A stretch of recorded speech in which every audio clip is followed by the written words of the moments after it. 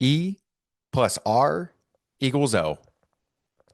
Event plus response equals outcome. You've heard me say it before. You'll continue to hear me say it again and again and again because things happen in life and we have the ability to choose our response in order to generate whatever outcome we desire, right? Some things go as planned and sometimes we have to adjust. Ladies and gentlemen, welcome back to another episode of the Seeds of Success podcast. This is your host, Colin Walters, and I had an entire episode that I had been planning and thinking about and strategizing on.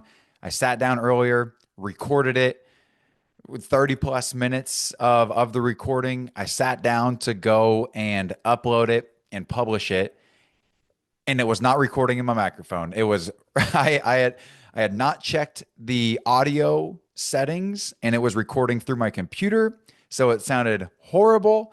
And I had to take a step back and be like, it's now 5 p.m. on a Sunday. I need to get an episode out. What are we gonna do? So took a step back, analyzed the situation, 30,000 foot view, and then decided, you know what? We're going to adjust. So, what I'm bringing to you today is an interview on leadership that I did a couple years ago, where one of my former baseball players, Maverick Esser, I coached him back in the day. He hit me up wanting to interview me with some of his colleagues from school on leadership. And this was still not published to date. So, instead of trying to recreate something or go and do the same episode that I tried to record earlier, I'm just going to keep it easy. I'm going to keep it simple. I'm going to bring you an interview that I did on leadership, talking about things that we look for in leaders, on how we can aspire to be leaders, what we value in leadership, what the impact on leadership is to our daily lives. So if you're interested in this topic, if you're interested in becoming a leader yourself, or you're evaluating potential opportunities where leadership and management is something that is super critically important to you, this episode hopefully hits home in a couple different boxes. So without further ado, we're going to go ahead and allow the new adjustment to happen here. And here we go with the interview that I conducted a couple years ago. And so I appreciate you tuning in. Here we go.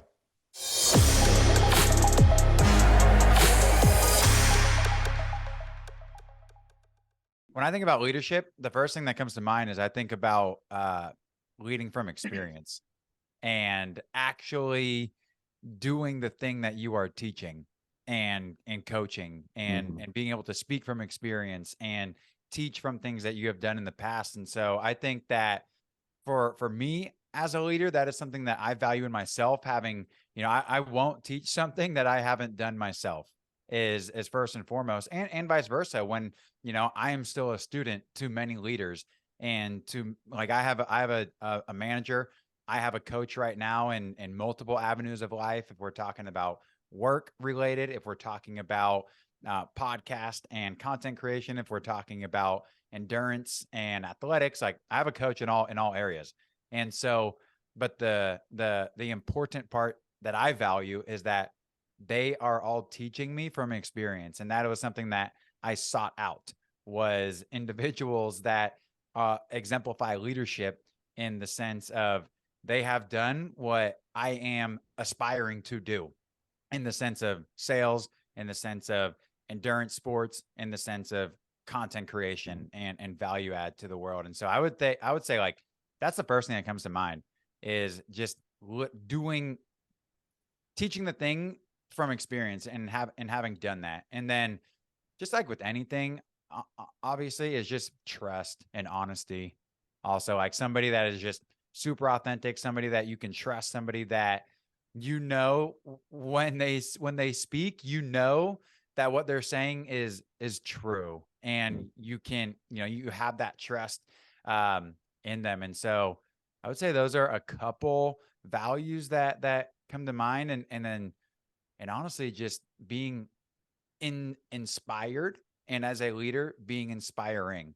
And so whether that's in the form of motivation, whether that's in the form of um, having done certain things in the past and then being able to once again speak to those things from experience, I think that those are some of the qualities that I look for in leaders, and those are some of the qualities that I try to exemplify in my own aspects of leadership. Yeah, absolutely. And going off that what you said, because I'm the same way with when I look for someone to coach or look for advice, I look for someone that's been there before that understands it. Do you think when you're looking for someone, do you think they have to be there at a high level or more of have a high understanding for it? As with some coaches, they could have been there before, performed at, the top tier of their game, or there could be the other ones that never quite got there, but then that drove them to then understand it better, whether that be running or biking or away from the sports and more of a business setting? That's an interesting question. Um, my first thought is, put it this way. I want to be led by somebody that has walked in my shoes that I'm aspiring to walk in. So that's, I mean, that again, going back to the whole experience thing, I want somebody who is a practitioner. And that's something that I pride myself in, is having been a practitioner and still in the work of doing the things that I do teach too.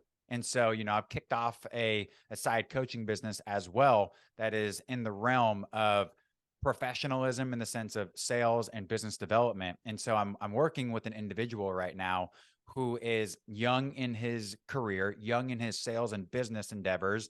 And we're working through cold calls, something Mhm. that I have made over probably realistically between 50 to 75,000 in my life, and can speak from high experience of having done it for years on end. And so it is something that I cherish, is, you know, having done the thing that is being taught or being coached. And so, those are the things that I do look for in leadership. And so that's not to say that continued learning and continued education in whatever field we're talking about isn't important, because I think that is super important. And, maybe you have a coach or a leader who is very inquisitive Mhm.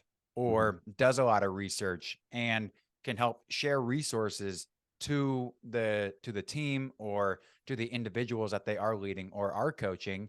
And that's not to say that somebody who is super resourceful in that manner is not adding value to those individuals, because they can then go and take those resources that they may not have found, that has knowledge and that has different lessons that they can then go apply to whatever they're embarking upon. But and so that's kind of how I think about that. Is I still do highly value somebody that's been there, walked in those Mhm. shoes, especially the shoes I'm trying to aspire to walk in.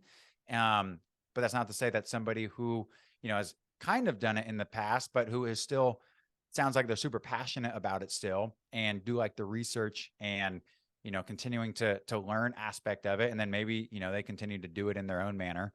But, so I think that there is value in that as well. And so, yeah, I would say that's kind of my 2 cents. Did that answer the Yeah, question, or no, no, did yeah, that does absolutely. And then, yeah, I'll let the other team members here kick it off with some of the questions they had most excited about. I had one. I was curious about who has been your biggest influence on your leadership style and why? that's such a good question. And when I thought about this question earlier, Pete Carroll never came to my mind. But when you just asked me in this moment, Pete Carroll is the first person that comes to my mind, which I think says a lot about some of the things that I do value, because I value passion, I value enthusiasm. I think that I know, Mav, you can probably attest to the fact that I'm a passionate leader. I'm probably one of the more vocal leaders that you will come across, and that's inspiring to me. And I think that Pete Carroll is an inspiring coach because he coaches with so much passion and he coaches with so much excitement and enthusiasm for the love of the game, for the love of teaching, for the love of coaching.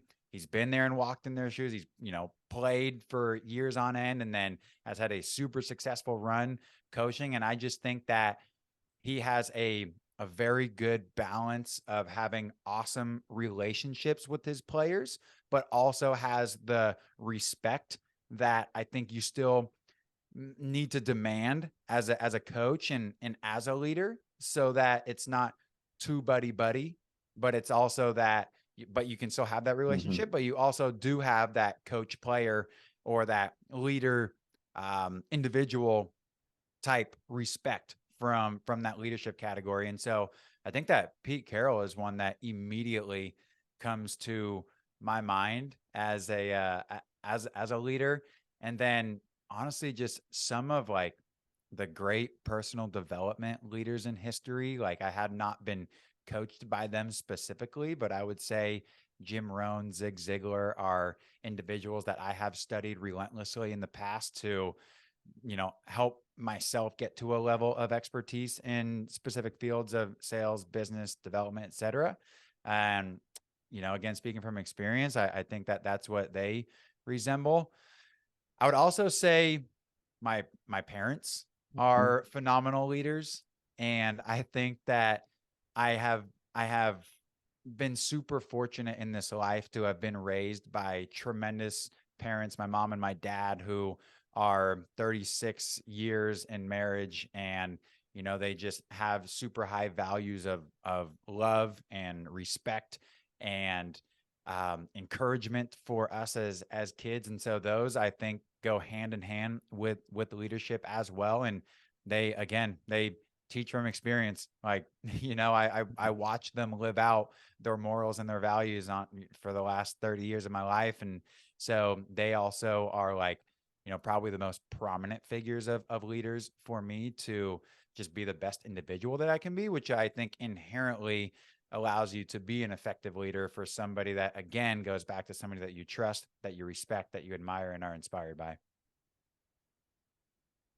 Yeah, great. And with leadership, when I was thinking about who's someone I can reach out to, and thinking back to my baseball days and having a coach, like you said, with that passion and high energy, that's what I knew is one, I knew you're the type of person that's going to be responsive. You're going to get back and be communicative. But then also was the energy, having high energy, it makes you excited to be there. And so I was really curious is going back, even though it was, 12U or 13U youth baseball, back then, looking at it now, it's like, yeah, pretty young, but, in the moment, it was very serious, and Totally. there's a lot of lessons to be taken from it. So yeah, what have you taken away from that experience and like the uniqueness of coaching, young men and at this age of their lives where you can have a big impact on them? What I appreciate about my years coaching. So I coached baseball for over 7 years. Once I basically at the end of my college years, I would come back during the summer and coach. And then I continued to coach after college. And I devoted a lot of time and a lot of energy to coaching, young men in their careers as baseball players and as athletes, but also quite simply as young men. And that was something that I cherish, because to me, it was always so much more than just baseball. And, even like right now, I am a student to my coach in the realm of endurance sports. And I just feel like it is so hand in hand with exactly what we were doing as players and coaches in baseball. It just teaches you so much about life and how to be resilient when things come up, how to work together as a team, how to continue to, implement the aspects and character traits that require you to be great in baseball, which was, discipline, consistency, and just, the things that are going to stand true to your character development as a whole and as an individual.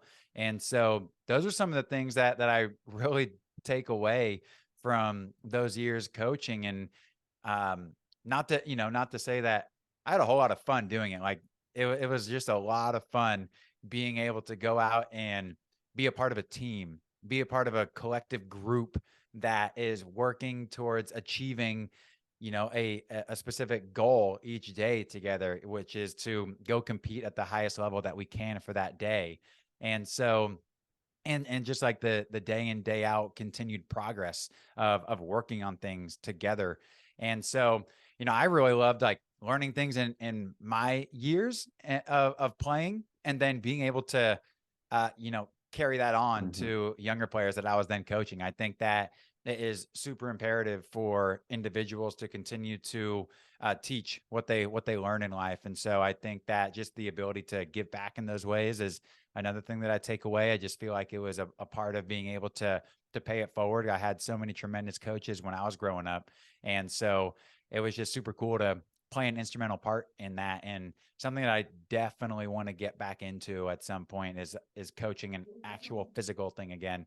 Whether it's baseball or maybe this endurance sports down the Mhm. road or whatever it may be, I definitely want to get back into it because I really, really enjoyed doing it. And so it was more than baseball for me. It was a lot of life and character development in a sense. And then just, I love it. I love working together as a team, and some of the things that honestly, quite frankly, I miss at this stage in my life as well. So yeah, those are some things come to mind. Yeah, definitely. I mean, that's what one thing as we transition to college is, a lot of us that did play sports who were part of, clubs in high school is, finding that what's going to fill that gap, what's going to get Totally. us to our goals then. And just sense of community. Mhm. I linked up with a mentor of mine the other day. We grabbed lunch, and she was asking me what some of my core values are as an individual. And that's the first thing that she identified in myself when I was just talking about things that I'm passionate about is community.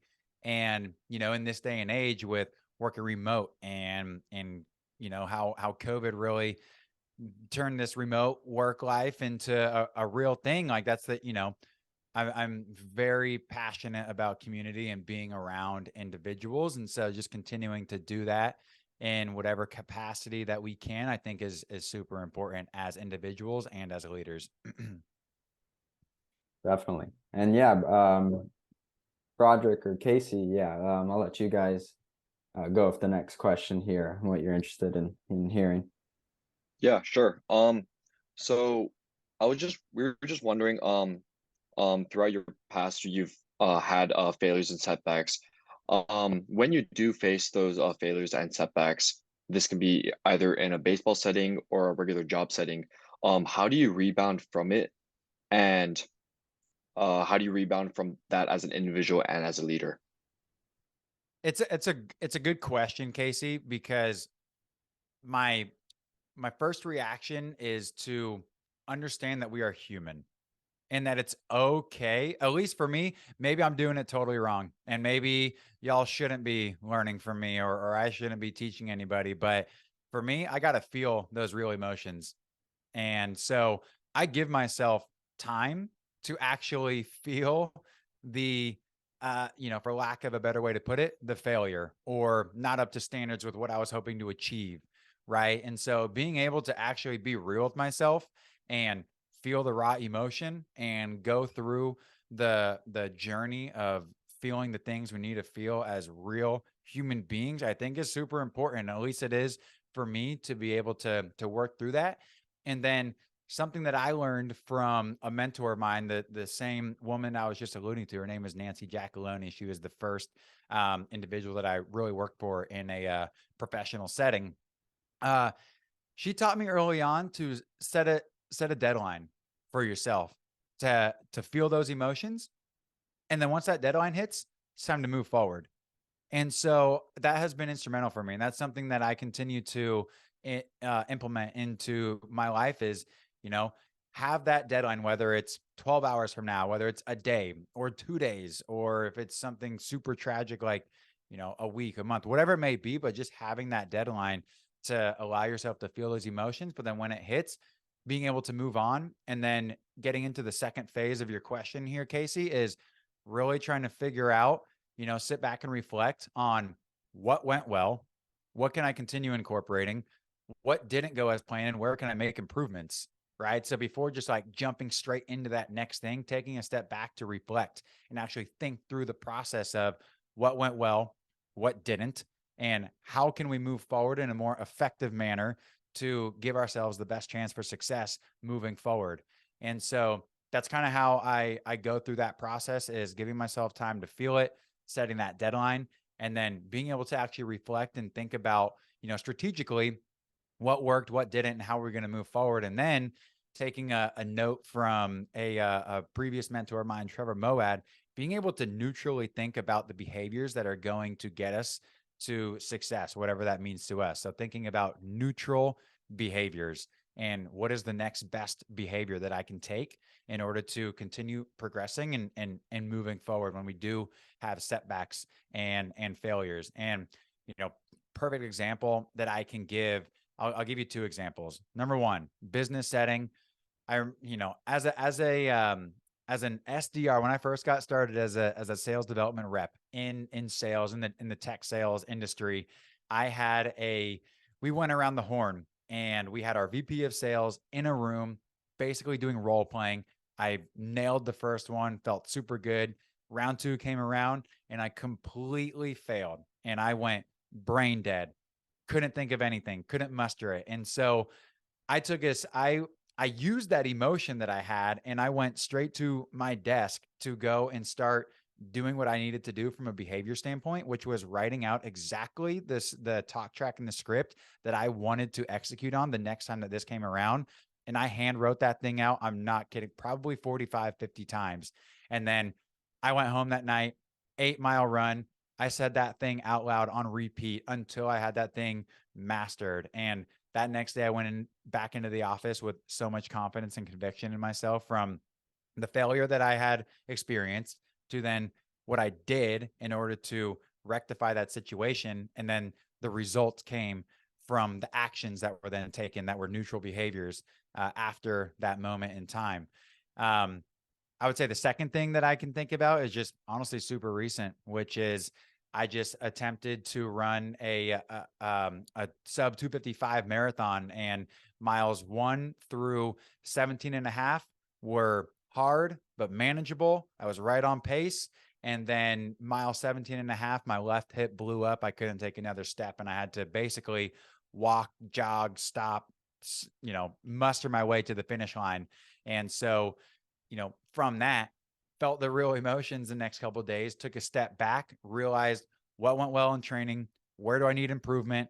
I was in with PT this week, working on things. I was in the gym literally 30 minutes ago, doing my core strength, doing my hip work, doing all these small neutral behaviors that are going to set me up for success better next time. So those are some things that come to my head, Casey.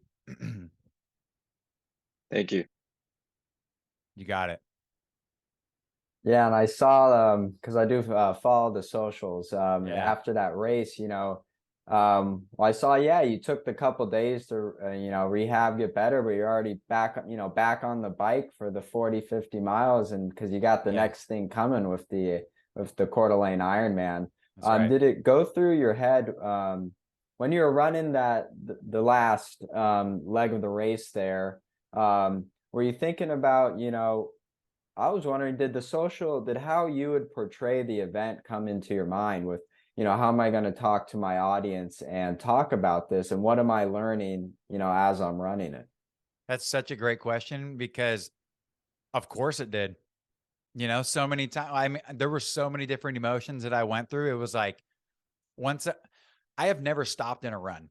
Let's just set it straight. And I've never stopped in a training run. I've never stopped in a race. And the fact that I couldn't take another step and I had to stop, that was such an immediately negative reaction that I was having to it. And I had to stop myself and like really work through those emotions of what I was experiencing. And then, and then it was like, okay, what can I do to continue moving forward to get to the mile 18 marker? Okay, what can I do right now to get to the mile 18.25 marker? Because I was in so much pain. And then I was, thinking, what am I learning through this process? What am I going to say in this recap? What are the lessons I'm taking away? And then at that point, I just kind of let that all go to the wayside. And I just really embraced the people that were on the course. I really embraced the other runners that were super encouraging. And I just got back to thinking, how the heck can I just get to mile 19 right now? Because I didn't know how I was going to get to the finish line at that point. I was hurting so bad. Yeah, so then I just kind of tuned it all out. But to your question, yeah, I'd be lying if I said I didn't think about that. But it allowed me to then, once I got through that evening and the next day, and I had some time to think about it, I think that there's a lot of value as a leader that when we go through those things, it allows us to be able to relate to people in that way as well. Every single person in this world is going to have setbacks and is going to have to overcome things that they weren't anticipating or didn't want to experience. And so the fact that I can go through that after having my sights set on a big goal, and one that I had portrayed vocally to the public, was I had put myself out there, and the fact that it didn't happen, but the fact that I can then be able to acknowledge it didn't happen on a public scale and public platform, and then be able to talk about some of the things that I took away and how I am continuing to overcome those things, I think is honestly probably even more powerful and something that individuals can relate to. Again, speaking from the experience. And it's not to say that I'm not going to accomplish that goal. It's not a matter of if, but when. And it's just, this is just the journey that I'm documenting along the way in order to get to that end finish line, if you will. Yeah, and it's especially if we're thinking about it from, an audience perspective, whether it's on the podcast or the YouTube or even a short, is, it's real. A lot of people, when we're seeing things over the internet is, we normally see only the accomplishments or only the good high points. And so, being able to see that, or say someone that's training for an endurance race, is, it's comforting. It feels like, it's inviting, where we don't have to be perfect each day. We can have those setbacks, and here's people that we watch, doing these good things, and, it's going to happen with everyone. So for me, it's, we're planning, what we're going to do if that happens, because something's going to happen. And I think it's a good point, Matt, because it brings us full circle back to the point of this conversation, which is what is the exemplified version of a leader, of a quality leader. And I think that for me, somebody that I can relate to as a leader is somebody that is vulnerable, and somebody that does show the other side of the equation, and not just all of the glory and all of the accomplishments and successes, but somebody that we can relate to through the struggle of the journey as well. Because it's in those moments that we're going to continue to grow more as individuals and as students and as athletes and business leaders and students and, whoever it may be. But I think that getting back to the point of, not the point, but the core conversation of leadership, I think that is such a huge part of it, is the authenticity, the vulnerability, because, we're all human and we can relate to those things. And it's comforting to know that, other people that we look up to have gone through those same exact things to get to where they are, which is in essence where we're trying to get to as well. Yeah, absolutely. And I'll let Broderick let you have the next question here. All right, cool. So my question for you was, whether being as a baseball coach or like professionally as a leader, how are you able to like empower and motivate your team in order for them to achieve the goals that you all have been working towards, and to maximize the potential in each and every person that you are leading? Yeah, it's a good question. The first thing that comes to my mind is figuring out each person's why, and right, like what is their motivations. Like, it's not on me to give them their motivation as a coach. Specifically, if I'm thinking about when I was coaching baseball, or if I'm thinking about clients that I'm working with, it's up to me to figure out what motivates them, and why do they want to get better? Why do they want to work towards this goal as a team? right? I mean, of course, we can put incentives in front of them. We can dangle the carrot. We can have these super cool things that are rewarding at times, right? But it's like, what are the internal motivations and the internal desires for the individuals, and then putting that together for the collective group, right? You see so many individuals that have their own personal reasons, whether it's family related, whether it's finance related, whether it's just like confidence related from their own personal stature of self-identity and how they see themselves in the world and how they want to see themselves in the world. And I think as a leader, it's up to us to figure those things out. And it's up to us to ask the right questions in order to figure those things out. And so quite frankly, I think that it's, I think that what I have found is that the majority of the time, the personal driving forces for each individual is honestly what is going to motivate them the most. And I think that it's up to us as leaders to uncover those things. And I think that's part of the realm of leadership is to be able to ask those tough, right questions to figure those things out in order to inspire and motivate individuals. Did that answer all of your question? I know there was like a couple parts in there, Broderick. No, yeah, that covered everything. Appreciate it. Yeah, moving to next. So today in class, we were talking about to that last point of encouraging the heart and celebrations, and the nuance between appreciation versus recognition. And that studies were showing often as with baseball or other sports, we have a lot of recognition. You do something well, you get recognized. But there's the lack of appreciation where, hey, you might have just had, a really bad outing and you're getting pulled off the mound.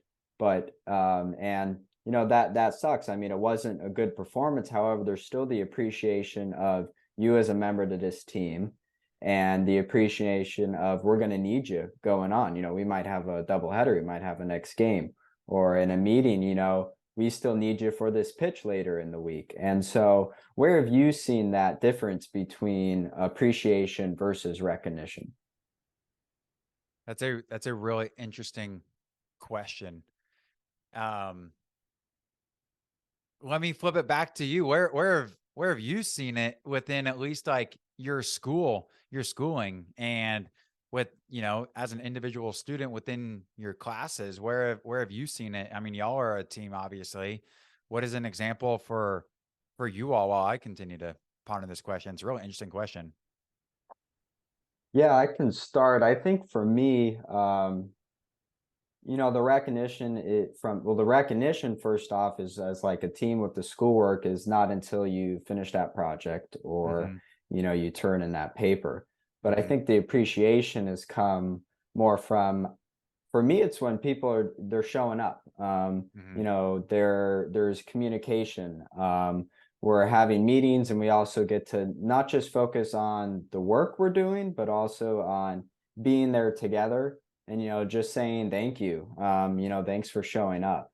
And then also, even when before, whether it's an interview application or, I'm working on a project, is calling my family, going back to my parents or, weekly, daily calls with my brother, just checking in and getting that appreciation of, I might not have gotten there yet, but, keep going and you're doing a good job. Ultimately, I guess that's how I would answer it.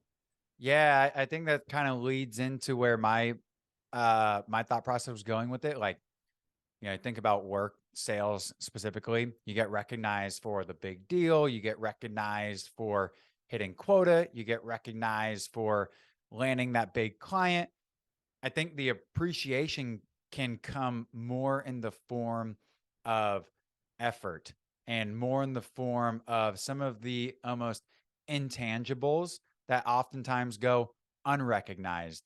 And so when you have a leader that sees those things in you and that knows that you're putting in time before working hours, after working hours, doing the little things helping your teammates out, or covering for people when they're gone, and picking up slack where necessary, chiming in team calls. I think that an appreciation is more of this like sentimental, like feeling almost, that a leader can exchange with their players or their team or the members of their team. Whereas recognition is more so, what I've seen at least, results driven and results focused is how I would start to think about that. It's an interesting question though. I haven't been asked that before. Yeah, Broderick Rose or Casey, yeah. You guys have any examples of where you've seen it, whether it's in school or your jobs or sports? Yeah, I guess I can speak on this a little bit. I play rugby back here, so I guess the appreciation is showing up to practice every single day, trying to do as the best you could possibly do in practice, and yeah, getting appreciated for that. And then recognition is just showing up in games, doing what you're supposed to do, or doing something that had to have been done in that moment, and being recognized for that. I think that would be like the biggest thing I can think of for that.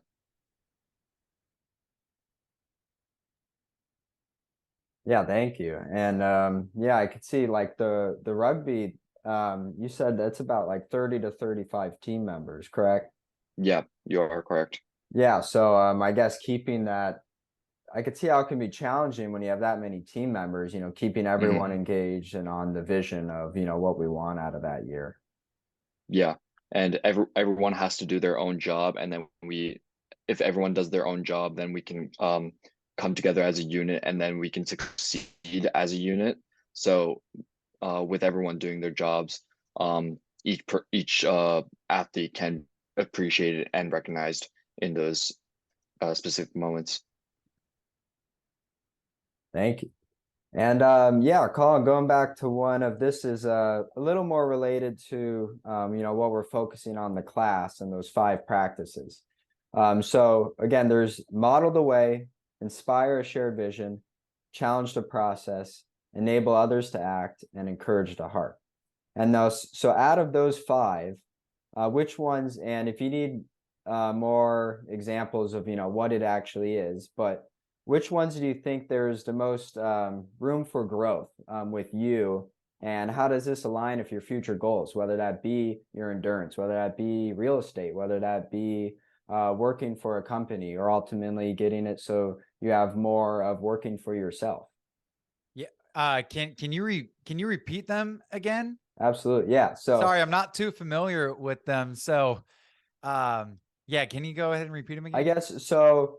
Model the way would be as you said, what's important for you is Experience. showing off experience. Yes.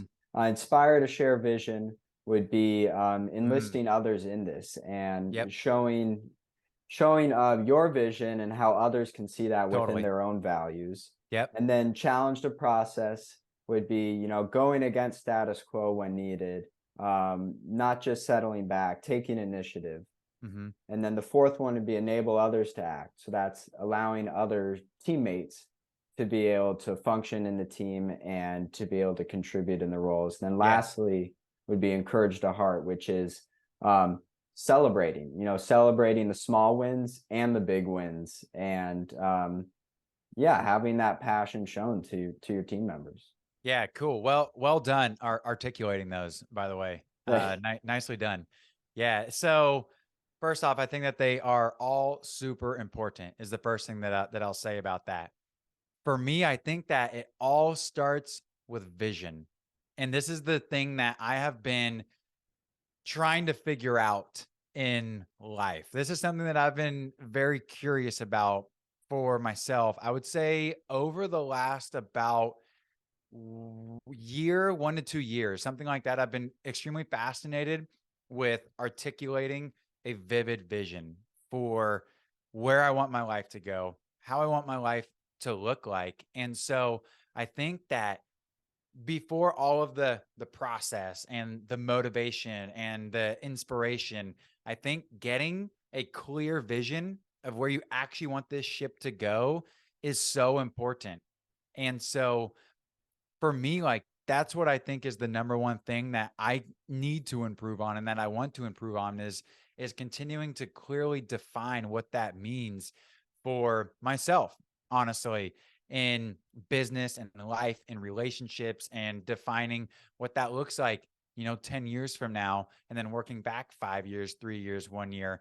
I think that there is a lot of importance to be had with spontaneity and continuing to figure out what that vision is through doing, through trying new things, through, the days and weeks that we create. But I also think that there is a lot of power in having that vision. And I have learned in my life that every time I have set my sights on a specific goal, AKA that vision for what I'm looking to achieve in that 6 month period or that year period, I have found myself living with so much more purpose and intention within each day, because I know what I'm ultimately striving for and what I'm working towards. And so, you think about a team, right? You're working towards that championship, Matt, like we were back in the day, for that. So in order to get to that point, we need to think back, okay, how can we execute on this season? Okay, how can we execute on this specific game today?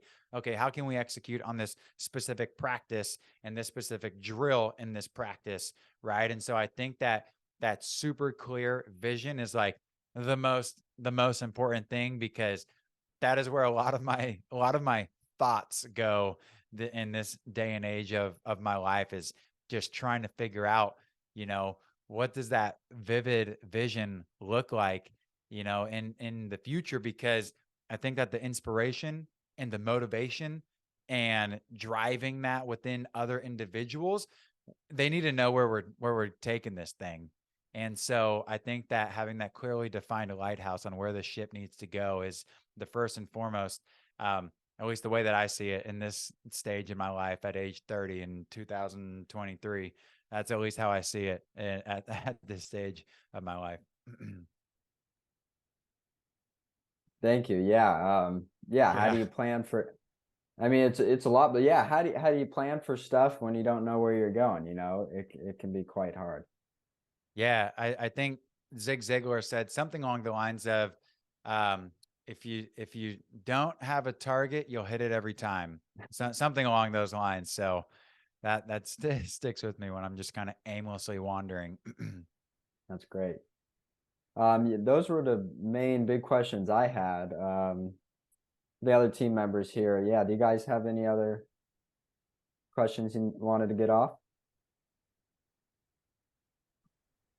I think we're good. Well, we covered all the questions, I believe, unless anyone else has any additional. No, yeah, I think we got them all. Okay, yeah, great. And so now I'll let Colin have the chance here. Do you have any questions for us? Wow. Very nicely done.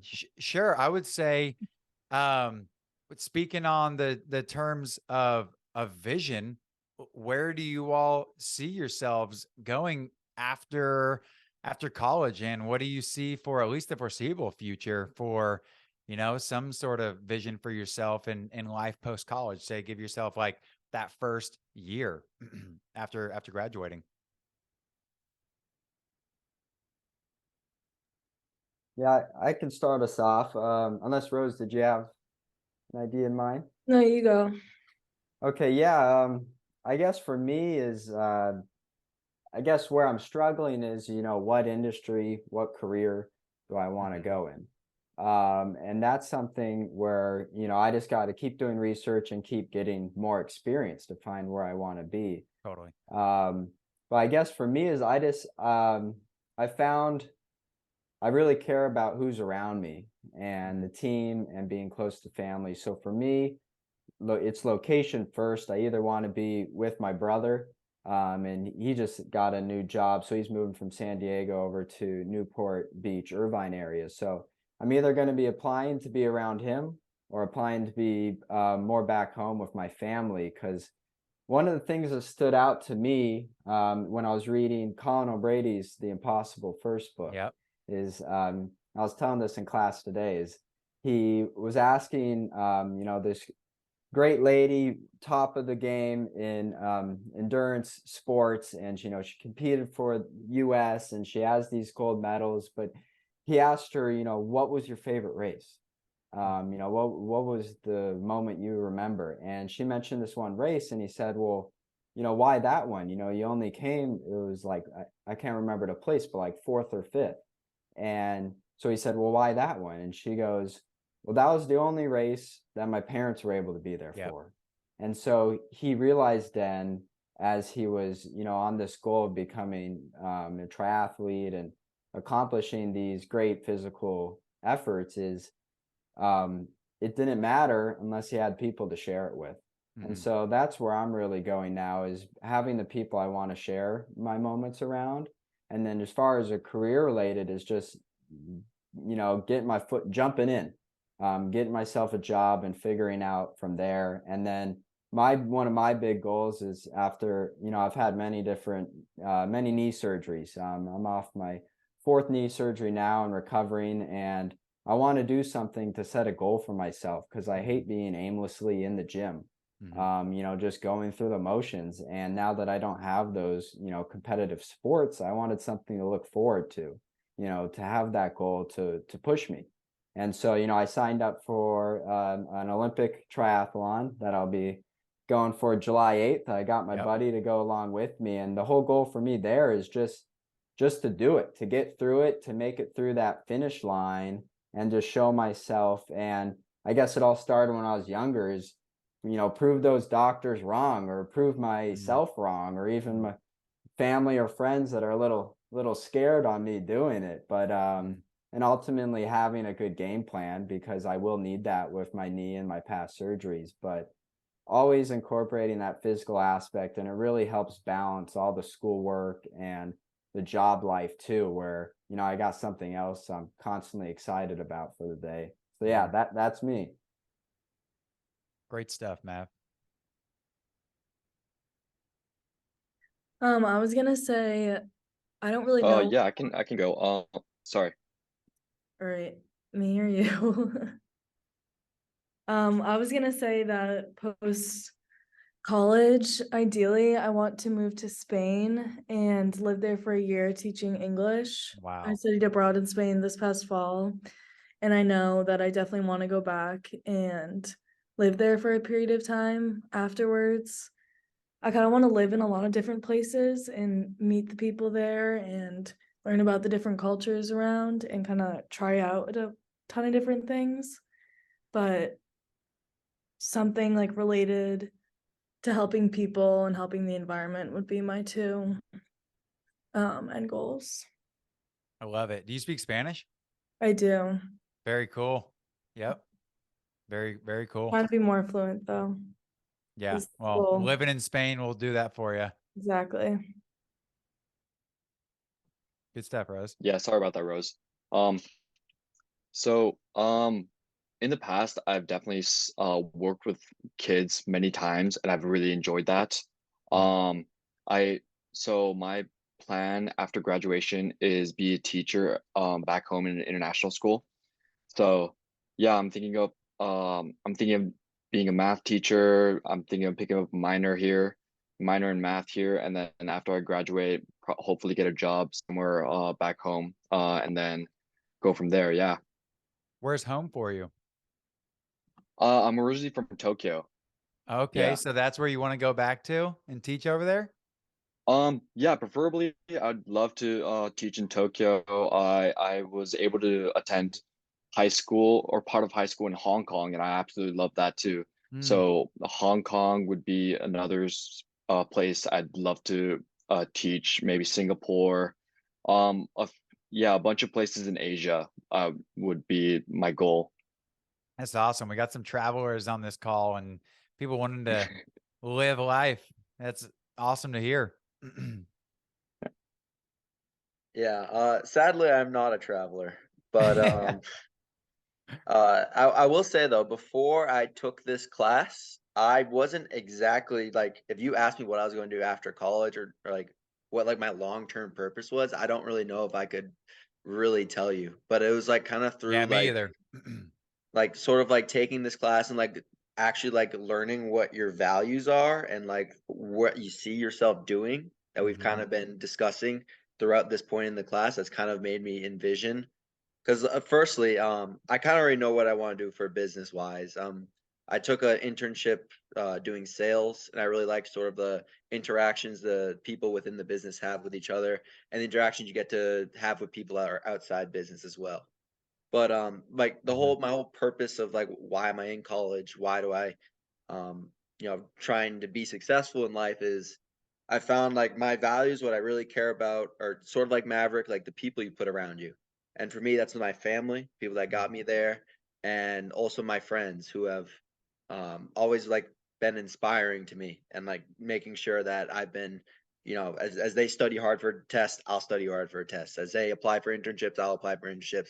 People that like can motivate me to do more. No And doubt. I think that what really is going to motivate me post college career too is seeing all my friends be successful, and me wanting to follow in their, well, not really follow in their footsteps, but like making my own path and like being there with them and growing old with them, and like we're all maybe how we have our families or like we have our own jobs and whatever, but I want to be someone that like I can be proud of who I am in front of my friends and family, and be proud of the things I went through, and and give back at least to my family that helped me to put me here. So yeah. Great group of individuals on this call right here. Solid team, I would say, with some very, very quality values in each of you. So it's cool to meet all y'all. Yeah, thanks. And yeah, I Thank you. guess that's the and thank you all for sharing too. And that's Yeah. I appreciate that. the nice thing about this class is, it is a business class, but it's more of, values and reflection upon yourself. But I think I've seen it impactful is, a lot of times something can seem like common sense, and something can be like, oh yeah, okay, but we don't do it all the time. And so by having a class that's constantly getting us thinking about where we want to go, constantly getting us thinking about what we want, it's going on in your head, and you start thinking about it more, and it just starts happening. So although it can be easy to understand, it's just then, having it constantly on your mind and getting there.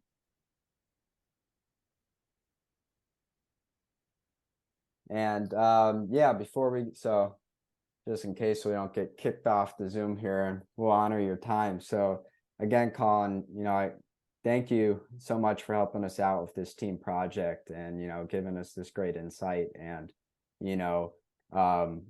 what values you see as a leader and how you're going to carry that continuing forward. And like I was telling my friends when I was talking with my dad, is you're inspiring in all this that you're doing, and not just settling for one job and that's it, but going out there and doing it, and starting a platform, running a podcast, doing the endurance training, and balancing all of that. It's very inspiring, and at your at a young age too, that just go out there and start doing it.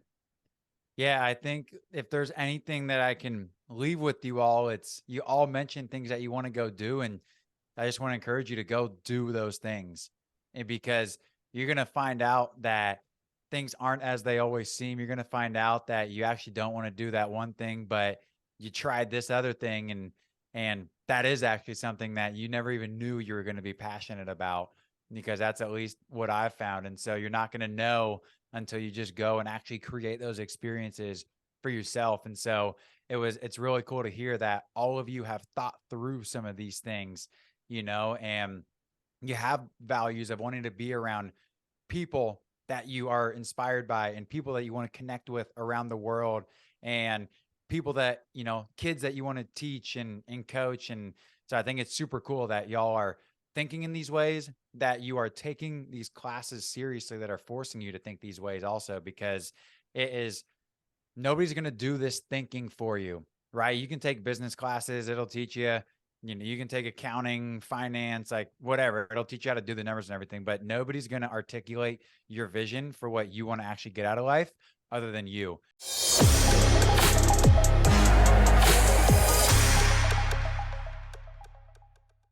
Thanks for tuning in to another episode of the Seeds of Success podcast. If you got to the end of this episode, can you please do me a huge favor and leave a 5-star rating and review? This helps me be able to reach out to bigger guests and also be able to get access to special events and activities that otherwise would not be possible without your support. So if you could please take just 3 seconds and leave a 5-star rating and review, it would mean the world to me, and I will see you on the next episode.